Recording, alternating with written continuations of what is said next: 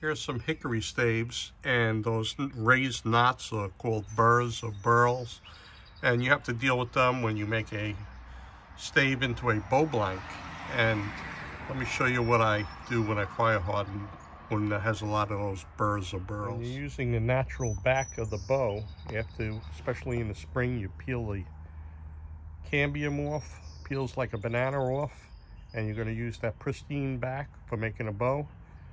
All you're going to do is, all I do is when I have a backset jig and I'm going to fire harden it, is I'll put spaces in between as not to, because you'll never get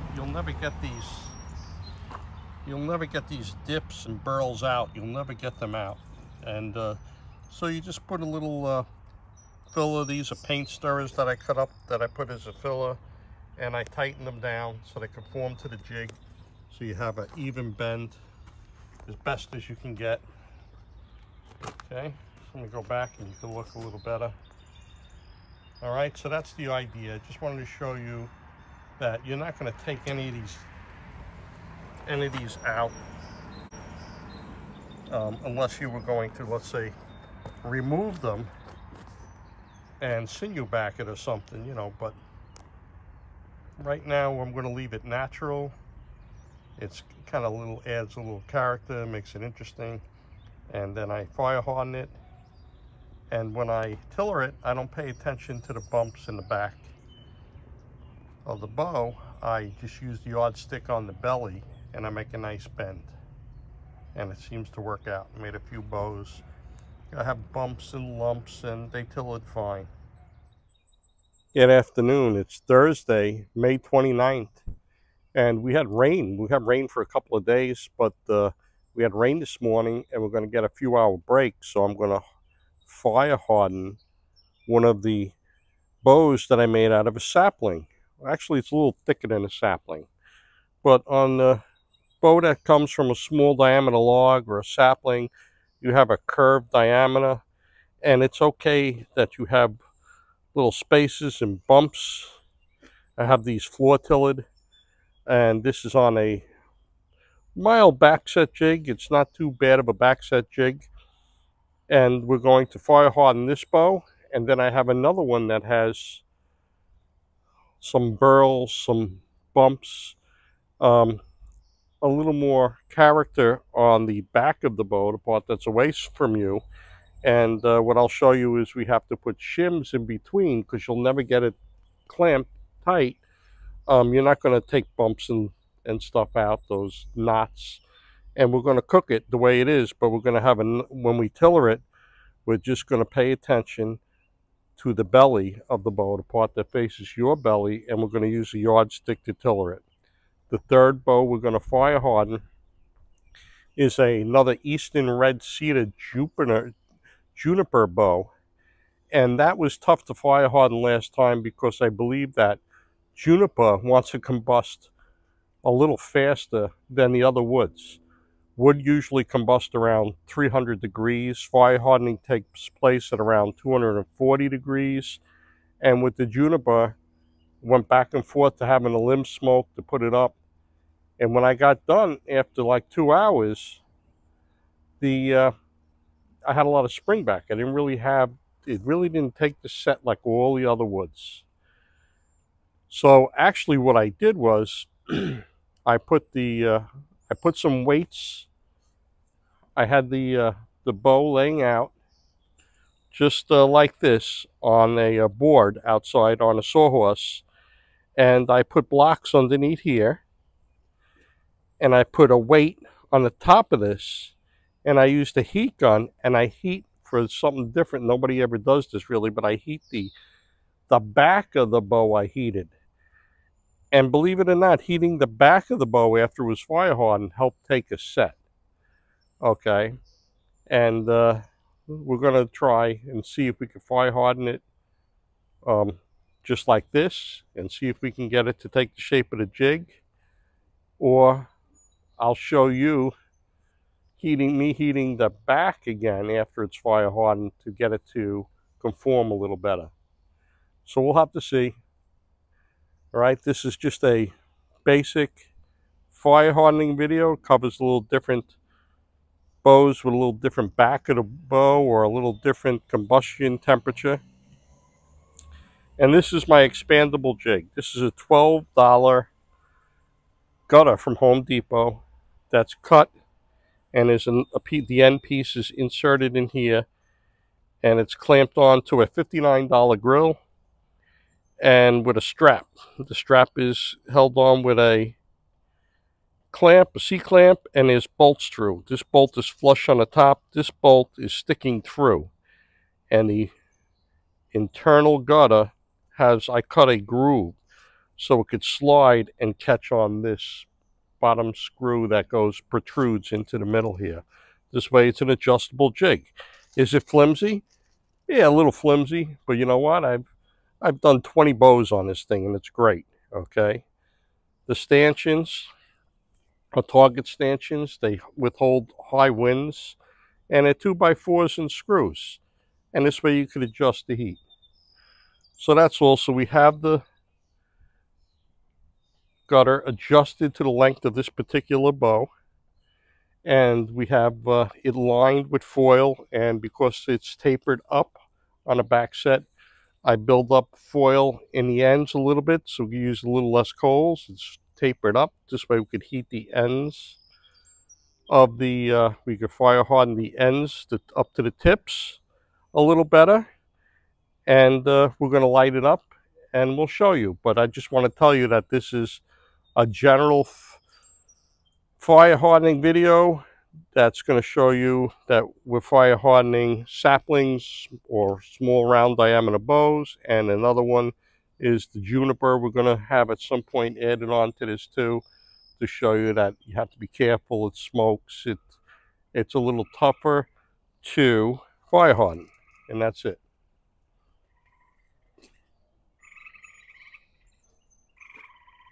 Okay, listen, I want you to hear the sound. You hear that? You know where they're coming from? The wood pile. Do you know what it is? Tree frogs. The tree frogs are living in that wood pile and they're talking. Okay? Pretty cool. All right, so I'm going to be lighting it up, and I'll show you as we go along. There's a couple of necessities for fire hardening that you need. One is fireplace gloves. Another is a stick. And keep a spray bottle handy off to the side, just in case the wood starts smoking and you raise it and it don't stop. You can give it a little mist. So when you fire harden the bow, you're making the cells tighter, making it a little more waterproof, and the wood dries out. And while you're moving it up or down, I'll show you how to adjust the temperature. But as you're moving up and down, if your bow is dry, your bow staves dry, and it drops and you fumble and it hits the coals, it could spontaneously combust while you're moving it up or down, or knocking the ash off, or checking underneath. So it's a good idea to put fireplace gloves on, because if it hits the coals and you fumble, it just takes a second for the coals to hit that dry wood and spontaneously combust. Poof! You got a little flame going on. So if you put these on, you don't have to worry about where you grab it. If it fumbles and it hits the coals, you can grab it anywheres with these gloves. Grab it anywheres and just pick it up, and you don't have to worry about that. The next is the stick. This stick you're going to be using a lot to level out coals, level out hot spots. You're going to be knocking the ash off every 15, 20 minutes. Just knock the coals around a little bit. It's a necessity. This really is a necessity. You want a little less coals. You want them low where the riser is. And you want it built up from the fade outs going out to the tips. And once these catch, you're able to find the hot spots and knock around the coals so it's evenly cooking. Okay? Couple necessities. The coals are still catching. They're starting to catch, but you can see how the coals are higher in some spots and lower in others. And we just put this down. And we want to make sure that we kind of got it even though there's different factors. It's not really height. Could be more coals built up on top of each other in one spot. Change the heat, but you don't want any. You want to keep it as level as you can. Okay, of course, prevent any problems. So what I did was on this backset jig. Let me see if you can see the numbers over here. Okay, from the flat spot here. Okay, I ran a straight edge, and at different points I could see how much backset was here. So this is a 64-inch bow, and I got 1 3/8 of backset we'll have when it's cooked, hopefully. Okay, and it varies. Like 66 would be 1 1/2, 68 would be 1 9/16, 1 3/4 for 70-inch. Okay, that's kind of how it works. That's how I set it up. Just for my own knowledge. I figured if I'm going to make it, I might as well have the amount of backset for the length of the bow. So what I wanted to show you was these coals are smoking. They still have to catch. So you have to watch while the coals are smoking, whether you add coals or not, that it's the coals smoking and not the wood. Okay? And how we're going to check the temperature to make sure the temperature is correct for fire hardening is something that Keith Shannon came up with. And you take your palm of your hand and you hold it right underneath the limb. You go 1, 2, 3. It's actually not catching yet because they got to catch a little more. But at that third count, it should be that hot that you want to pull your hand away. Okay. If it's 1, 2, 3, 4, 5 like this, it's definitely cooler. You got to lower it. But these coals have to catch. All right. So we just got it on. The reason I have it on early before the coals are totally caught is it's helping dry out some of this wood. This was a young tree that I harvested probably 2 weeks ago. And when I put this on this backset jig, I used the heat gun to reduce some moisture and get it to bend along this jig. But still, it's okay. Put it on a little early. We were looking for color and not so much the time, but I usually let these cook for around 2 hours, sometimes 2 1/2. And it's 10 to 1, and we're not going to call it till, we'll say like 1 o'clock will be a start time because these coals haven't caught enough yet. So it's on a little early, and we'll show you in 10 minutes. The temperature is the correct temperature. I put my palm underneath. 3, 1, 2, 3, 1, 2, 3, 1, 2, 3, 1, 2, 3. So it's cooking now. And what we're going to do, it's been on for like 15 minutes. We check the clamps because as it dries out, it shrinks a little. And it's turning ever so slightly. And this video is about saplings or rounded bows on backset jigs or bows with burls or bumps. And when you're tightening these, you don't want to put a lot of pressure. All you're doing is just making them snug across the board. You're not going to remove any of these. If there's a hump and spaces on the side, it's going to be a hump and spaces on the side when you're done.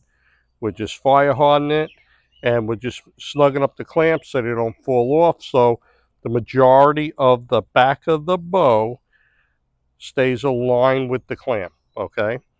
So we're going to show you, I'm going to show you every half hour what it looks like now that you have the idea. And we'll talk a little more at the half hour mark. We're at that half hour mark. I'm going to show you what it looks like so you know what to expect. Okay, from the riser going down to the right, we have hardly any colorings, light coloring right to the tip. As we go to the riser going down to the left, we have hardly any coloring, a little light going right down to the tip. While the bow's up, we're going to vigorously knock these coals around to get these ashes off.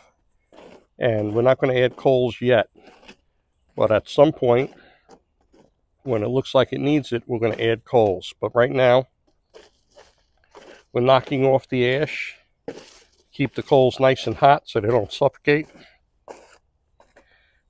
All right, stick, very important tool, the stick. All right, we're going to put the bow back down, and we're going to check the temperature, and I'll show you in an hour. An hour mark from the riser going down to the right. Got a little more color going down to the tips. From the riser going to the left, we got a little more color going down to the tips. At the hour mark, I moved the clamps over 1 inch, so the spots that were covered by the clamps will get a chance to darken, more for aesthetics than the actual fire hardening. We knocked the ash around vigorously and put coals on. So now that you add coals on, you have to check the temperature frequently, and you have to make sure that the limbs aren't smoking, that it's the coals that are smoking that are catching. So at this point, you got to pay attention to it. So I'll show you in the hour and a half mark. We're almost at that hour and a half mark, but I wanted to show you the next sapling that is shaped into a bow blank that's going to be fire hardened. I have it on a little aggressive backset jig that I had made a while ago, just so I could shim it up and get it bending. But you see all the bumps and burls and everything that's in the wood. You'll never get that straight. So we'll shim it up the best we can, we'll snug it up, and we're going to fire harden it. And this is another one that'll be a little challenging, but once you tiller it, it'll be fine, because we're going to use the yardstick, and we're going to pay attention only to the belly and the bend and the tillering marks that we put on the fade outs and the tips and the middle of the bow. We're at that hour and a half mark. Going to raise it up and show you what it looks like. Okay, at the hour and a half mark, we got a little darker color going on. As we go down to the right, you can see a little darker coloring going all the way down to the tip. Back at the riser going to the left, you can see we got a little more color going on down to the tip.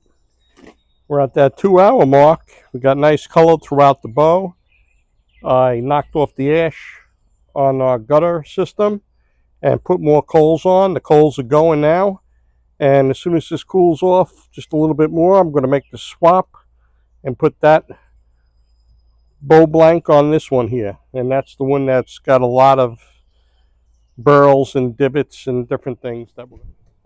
Okay, the bow took a back set pretty well. You see the mild back set we have here, that 1 and whatever it was, 3/4. Check it out here. Okay, let me show you the belly of the bow, the part that faces your belly. Let me show you the back. The back has some bumps, and it's rounded. It's a sapling. Okay, let me show you, grab the other stave and show you what it looks like. Okay, the coals are going. This is the next stave we're going to, the next bow blank we're going to fire harden. It's got some burls, some knots, some bumps, some humps, some twist. Okay, right in the middle even. Okay, so what we're going to do is put it on that backset jig, and if I have to put fillers in the spaces, if you look, we have it as flush as we could get it. You see the space? There's spaces because of the burls, the knots. See the space? It's just the way it is. See the big space? There's nothing you could do about it. That's it. So this is getting fire hardened, and like I said, time really isn't that important, but we got a start time. We're going to say 3:30. Okay, I'm just going to show you an important process when you fire harden these bows, is that they're very dry and you want to introduce moisture. Even though this changes the cell somewhat, where it makes it somewhat waterproof, you still got to put water, you got to hydrate them. Otherwise, It's like a potato chip.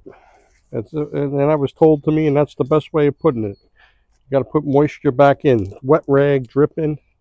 Okay, and just so you know, with that knotty stave, I'm not going to go through the process of. You saw the process of how I adjust the clamps and knock off the coals and do all that stuff. I'm not going to go through that with that one. I'm just going to show you it finished. So you're like, you don't have to go through that again. But the one I will show you a little bit of is the Eastern Red Cedar, because chances are that will be like the other one and start smoking and you have to watch it. And I will show you that. I don't think I'm not going to get to that tonight probably. It'll be just too late. So here we are, putting moisture back in. We're going to do this a few times during the night. All right, and we have our round sapling, beautifully fire hardened. Okay, ready to have horn tips on and shaped a little more and tilled. Okay, we're good. So the other one's on cooking. That knotty burly one's cooking. We got it cooking, and I'll show you what it looks like when it's done. 15 minutes into it, tightening up the clamps. There's that big gap over here that I'm able to snug up. Like I said, you don't want to put a lot of pressure, but you're able to snug up and kind of level the limbs. So when you have bumps and stuff, you want to look at, you put it up high so you can look at it eye level, and you want to see the limb. So there's no limb twist. You want to make sure that it's level. And you're going to achieve that by adding an extra clamp and put a little pressure on one side of the limb to make it level. And the tips are flush. The tips are flush and level. Okay, so it's actually looking pretty good. I have another 20 minutes left of that other stave with the knots and all bumps to cook. I want to show you my Juniper Eastern Red Cedar bow blank that I made. And the limb had such a bad twist. So what I did was, since it's soaking wet, I put a leg splint on it. I had a 2x3 and clamps and clamped it. And it seemed to work out, It worked out. I was able to check on it a couple times during the night and turn the clamps a little bit, and it looks fairly straight. And I think I'll be able to get this on that Backset jig. I'm going to try and put it on the Backset jig tonight and see. I don't think I'm going to fire harden it, but I don't know yet. If it bends, maybe I will. If it don't bend, I'll have to heat it up with the heat gun to get it to conform to the jig tomorrow and then cook it tomorrow. But I just wanted to show you the Eastern Red Cedar with the splint. It worked. You got to do what you got to do sometimes. Okay, check it out. It conformed to the jig pretty good. Here's the back set.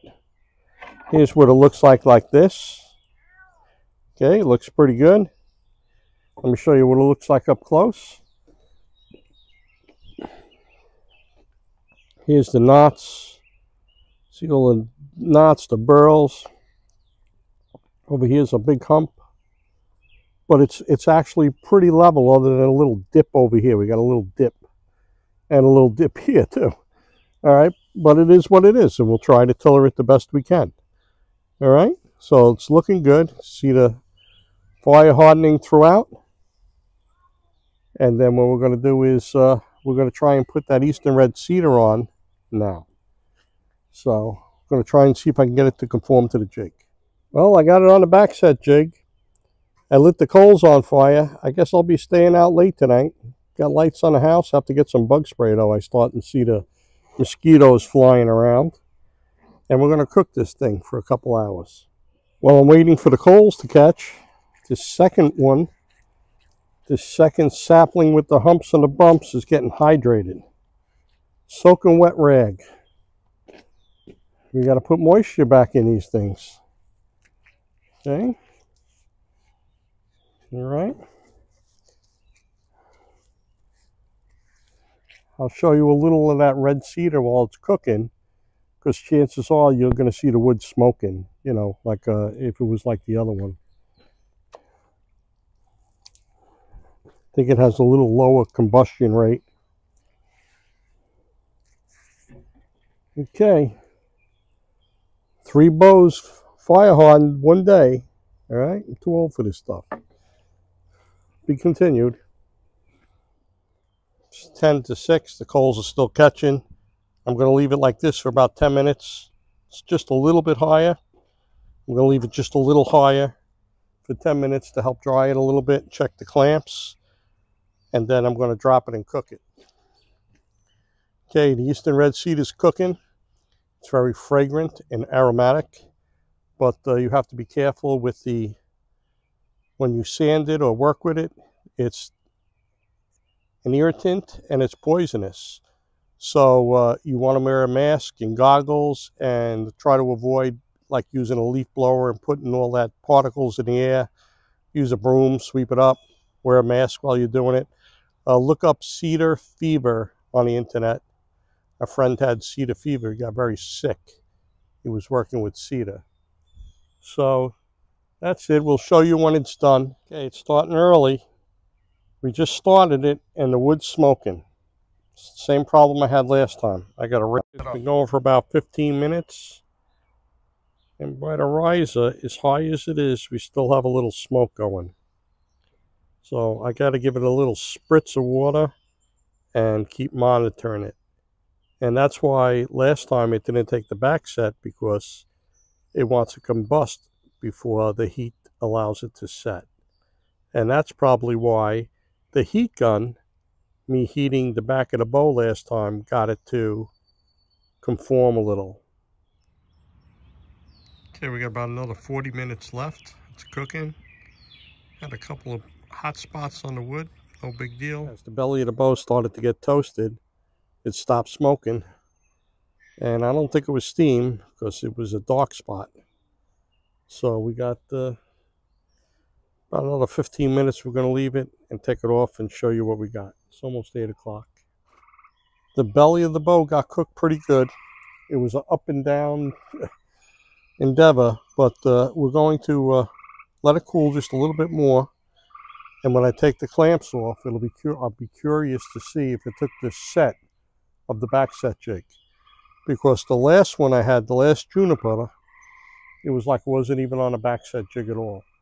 So let's see. We'll give it some time to cool down and we'll check it. I took the clamps off and we got spring back. So let's see if we got a little bit of Backset. This time we actually got a little bit of Backset in it. A slight bit of Backset. And let me show you the fire hardening.